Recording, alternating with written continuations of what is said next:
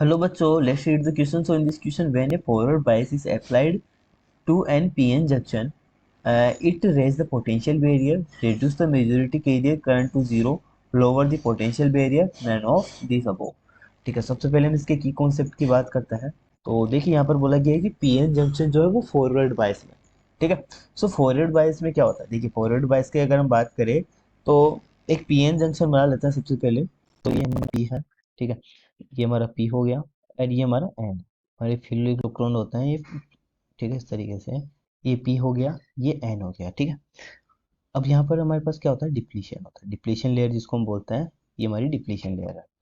ठीक है, तो अगर हमारे इसको फॉरवर्ड बायस में कनेक्ट करना है, ठीक है, तो हम क्या करेंगे।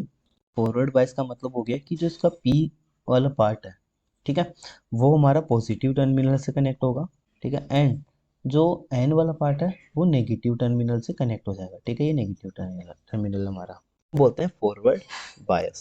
फॉरवर्ड बायस में क्या होता है, जो पॉजिटिव टर्मिनल होता है वो पी साइड से कनेक्ट होता है, जो नेगेटिव टर्मिनल है वो एन साइड से कनेक्ट होता है। ठीक है, कर रहे थे की कॉन्सेप्ट की। तो देखिए जब भी हम फॉरवर्ड बायस की बात करते हैं, ठीक है, सो जब भी हम पीएन जंक्शन में फॉरवर्ड बायस की बात करते हैं तो क्या होता है, जो forward bias apply to an PN junction, ये क्या करता है, it lowers the value of potential barrier.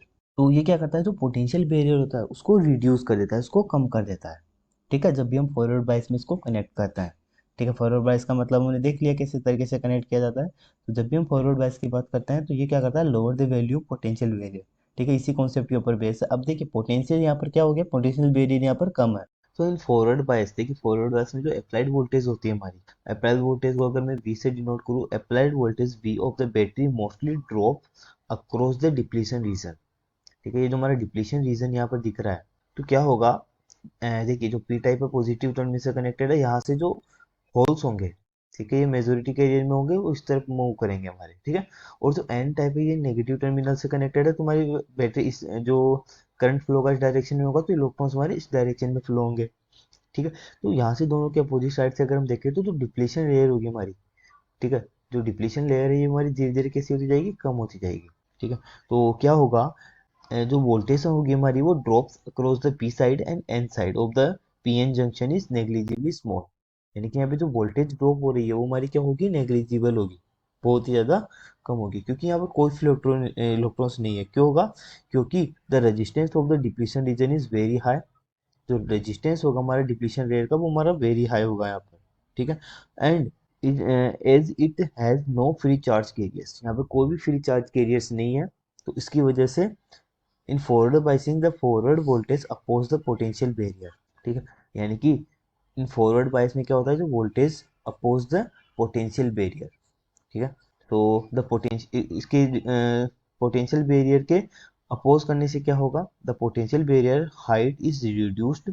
ठीक है, तो यानी कि पोटेंशियल बैरियर को डिप्लीशन रीजन बोलते हैं, इसकी हाइट ये कम हो जाएगी। ठीक है, इसकी विड्थ जो है वो कम हो जाएगी, reduce the depletion layer decreases as forward bias it decreases then the depletion region is also decreases।